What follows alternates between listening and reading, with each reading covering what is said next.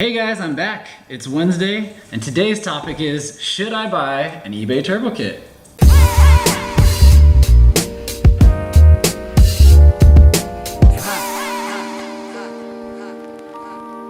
Alright, so you've driven your car around for a while, it's all motor, and now you want to go to the next level. You're like, man, I just need that boost in my life. What do? First thing you do is look up turbo kits and find out that they're thousands and thousands of dollars and think, oh my gosh, I'm gonna have to save forever to get this turbo kit. And then your buddy says, like little devil on the shoulder, hey man, you can get a turbo kit for real cheap on eBay. And you think, I really wanna go fast, what's it worth to me? So anyway, this whole video is about turboing your car with eBay parts. I have done more of this than probably anybody you talk to. Not personally buying the parts for myself, but I always have people bring this stuff to the shop and be like, hey, I got all these parts, can you put it on my car and make it go fast? And I'm always like, I'll do the best I can. But in years of doing this, I have found some things that work and some things that don't work. So these are just a few tips I found on what to do or what not to do if you're gonna use, the typical eBay parts to turbo your car. Okay, I had to make a list because it's just a lot to go over. First of all, the eBay turbo kits, the ones that come like the pictures all laid out, you got couplers and clamps and pipings and intercooler and the whole entire kit. And they're always like a pretty affordable price, like $400 or $600 or something that just seems insanely good deal. You're like, oh man, I could just buy that kit and then I have all the parts. It's like one click, buy it now, all the parts. Seems easy to do that at first. The problem is once you get that box to your house and start going through it, and you may not know this because you don't have experience with it yet, but once you start trying to use these parts, what you're gonna realize is a lot of these companies put, like something decent in the main focus of the picture, and then they put like junk in the other parts of the picture, things that don't actually work out very well. So in my opinion, if you're going to do an eBay style turbo kit, avoid buying the kit. You're much better off doing like 5 more minutes of research or asking a few friends or a local shop or anybody that you can talk to, hey, which one of these parts will work out better? Which part is important so I don't actually damage my vehicle once it's on? Which one's gonna be reliable, which one's not? And pick your parts individually.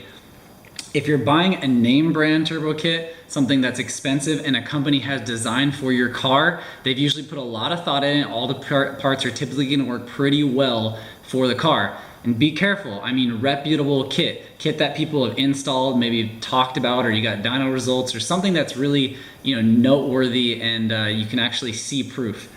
Okay, so don't buy the kit, piece your parts together.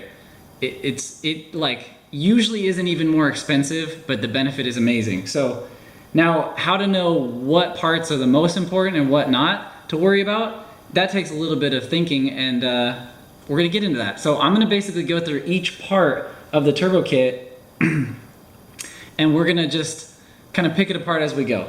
So the first thing, the most obvious one, is the turbo. So when you go to pick out a turbo, if you're gonna use an eBay turbo, use an eBay turbo. Don't do anything fancy. Chances are you're gonna wanna upgrade that one piece of the puzzle later anyway to make more power. eBay turbos, they're a little smaller, they're cast, they don't have the same center section technology, they don't have the same dimensions as like the newer high horsepower tested turbos. They're just not gonna make as much, period. When we first started seeing these eBay turbos pop up, they were very unreliable. You spit wheels out of them, they'd start smoking in like a week, and you just go through one after another after another. You couldn't even keep these turbos on the car. So over the years, the quality control has gotten a little better, and you can actually get these turbos to last quite a while as long as they're properly oiled and properly installed. A lot of them do just fine. So, the $125 basic T3, it's not a bad place to start. The only thing I would say is don't go fancy on it.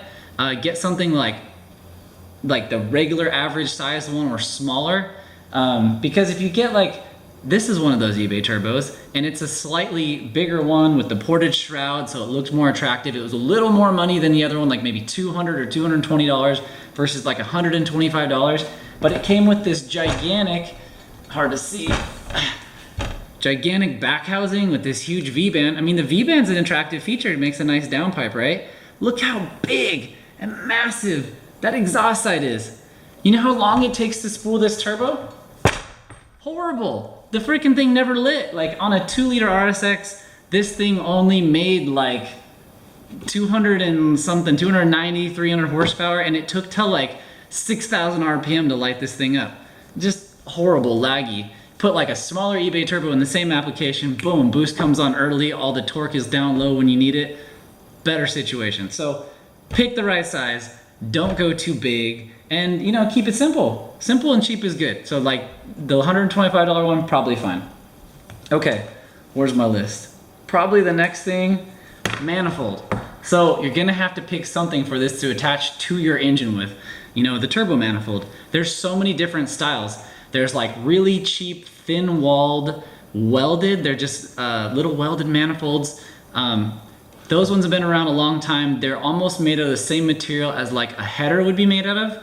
And they flow really well. And they work. They will hang a turbo there. The problem is, in a short period of time, and with the wrong amount of heat and stuff like that, they all tend to crack. And I'm talking like, start splitting apart, wastegates falling off. It's horrible, and you're gonna end up changing it to a more expensive manifold anyway. So if you're not gonna spend a lot of money on a manifold, you're gonna do something kind of cheaper. I recommend going with a good cast manifold, or just whatever they have for your car online. If the eBay cast manifold's $53 and you think that's so cheap and oh my gosh, it's not gonna be any good, I better buy a slightly better welded thin wall one, I don't know, think again. Because at least the cast one is gonna offer you some reliability as far as not breaking. And that's what I go for. If I'm gonna buy a cheap kit, I want to be able to make some horsepower above what I'm making now and stay together. And I have only one time in 15 years seen a cast manifold crack. I'm thinking that thing was in an accident probably. So cast manifold, super good way to go. The other thing is a cast manifold, because most of them are log style and you've got the exhaust pulses coming out and hitting each other, it creates like a ton of turbulence, right? So you got all this back pressure in the manifold. Well, guess what back pressure is good for? Spooling the turbo faster. So if you spool the turbo faster, guess what happens? You get torque early.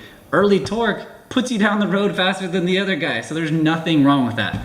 The only time that it starts to matter is when you want to make big power, like power more than 400 or 500, because at that point, those turbulences, they'll actually cause it to make the turbo less efficient. You need to get the exhaust out of the motor and through that turbo as fast as possible so the horsepower can continue to skyrocket to redline. And you can't really do that on a log manifold. But if you're shooting to like, you know, maybe like get 50 or 100 more horsepower to your car, definitely go with a log manifold. You get the benefit of that quick spool and the reliability of the cast iron. So that's my thoughts on that. Okay, like I was saying, not to buy the kit.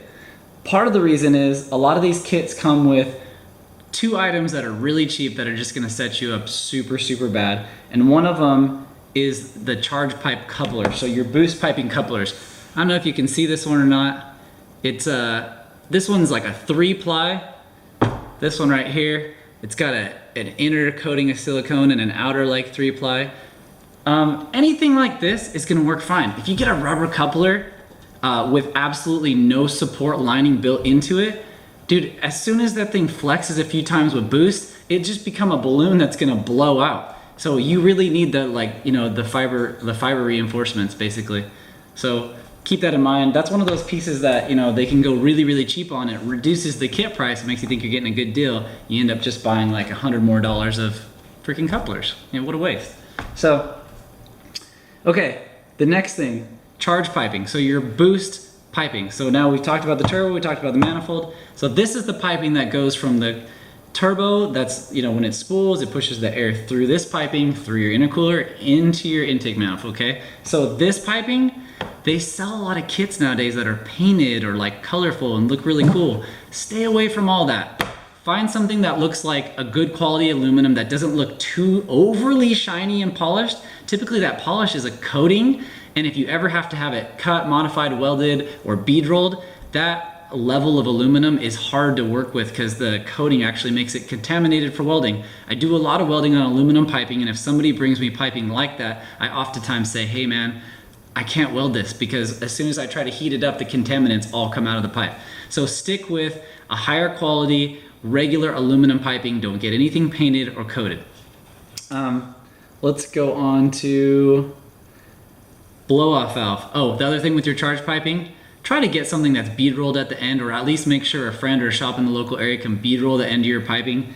And get you some good, you know, like clamps like this. Don't use those like AutoZone, like worm clamp things. Those things are horrible, they break. Just get you like, you know, a good clamp like this. They're called T-bolt clamps, I couldn't think of that. Okay, next, blow-off valve. Now, blow-off valve is one of those things where it releases the pressure of the turbo, and if you don't have like a ported cover like you have on this, you know, the turbo will surge pretty hard, and it like really messes with the center section of the turbo, can hurt it in the long run. So you do want that turbo to blow off the pressure before it comes back and hits the blade. And having a good blow-off valve will do that, but this is one of those areas where I think going cheap is kind of okay. Like if we're talking about staying on a super cheap budget, I'm kind of okay with a really cheap blow-off valve. I barely ever see these things fail.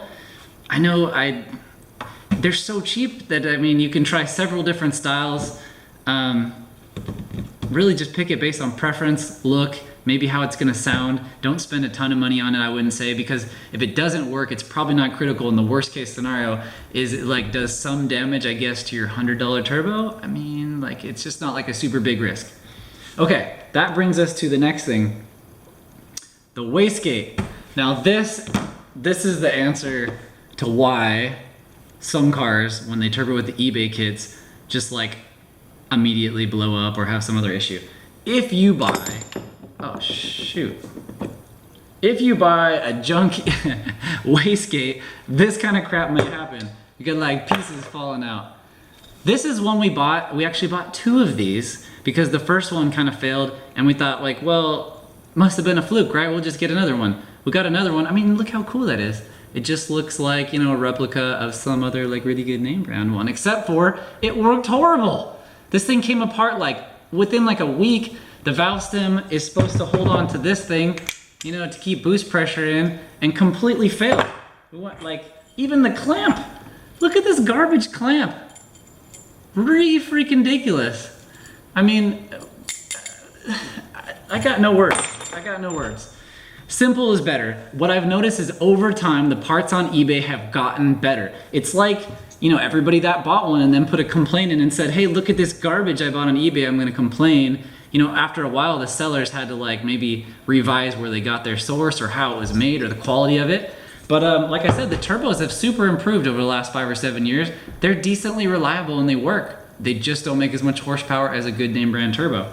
But with these wastegates, man, get one that's been designed a long time ago. So if you get the bigger, older, bulky ones off eBay, what do you know? They work better because that style has been out longer. These new ones where they're trying to knock off the newest, you know, fancy shape and look of wastegate, they just haven't figured it out yet, and it's just gonna cause you nightmares. So the reason why this one is so important, and honestly, if you're gonna spend good money on one part of your physical turbo setup, this would be the part I'd spend the money on.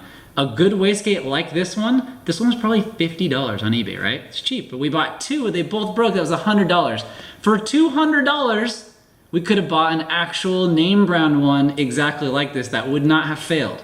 So the problem is, if this fails in the wrong way, and trust me, I've seen it more times than I can count. If this thing sticks closed and spikes your boost all the way up, you take a guess of what you're buying next. A new motor? Yeah, I don't think so. I'm not trying to play with a new motor for a $200 part. So my best recommendation when buying eBay stuff is make sure you get a good wastegate. Woo! Did I cover it all? I think so. Yeah. Oh, intercooler. How did I forget intercoolers? Okay. This one is kind of tricky because you're going to get a lot of misinformation on this topic, and I've seen a lot of different intercoolers over the year.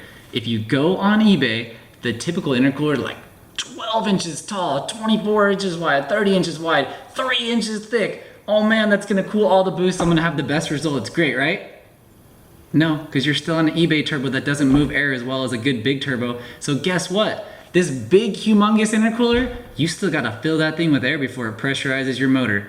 My opinion, if you're doing a smaller eBay type turbo, stick with an intercooler that's like, you know, 6, 7, maybe even 10 inches tall, but you don't need a 12-inch tall, gigantic 3-inch thick one. Some of the best ones I've ever seen were like maybe 6 or 7 tall, 2.5 to 3 inch wide, and just like about the width of your front grill. Perfect, right? The other thing is people worry about the size of piping going into it. If you're coming off out of a 2-inch inlet into the intercooler that's also 2-inch, there is nothing wrong with that. I've never seen the size of the piping from the turbo over cause any horsepower loss.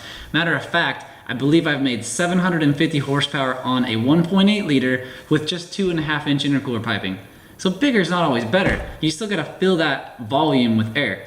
The two different styles that I notice most frequently, like on eBay and just in intercooler technology in general, is a tube and fin style or a bar and plate style.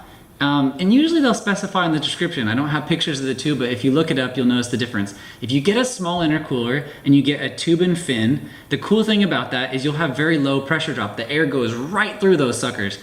The bad thing is it doesn't cool quite as well as a bar and plate. So then it's kind of like this age-old toss-up. It's like, do I want a pressure drop, or do I like put a little bit more restriction and then hope that it cools a little bit better? So my opinion, in the 0 to 300 horsepower range, it doesn't really matter. I'm fine with a good tube and fin as long as it's straight through. It should cool enough. If you get a bar and plate style, that'll probably work too. If you're not gonna get a good quality one, you're probably safer off with the tube and fin style, because at least you get the flow through it. But I've seen both styles work. Just get something that's not overly gigantic, you know, until you're ready to fill that air, you know, like with a good turbo. So yeah, that's pretty much it. Also, I do not like the painted intercoolers. It's just not a good idea. I can't imagine that the heat is gonna dissipate out of that as rapidly as without, you know, the coating. And I've seen testing and it's all magical, but the eBay stuff, it's not done with those fancy high temp coatings. It's just probably like paint, like some dude in the background going, shh, shh, shh, oh, buy my intercooler on eBay. I'm sure it's not as good as it could be. So anyway, well guys, I hope that helps you out. There's a lot of talking.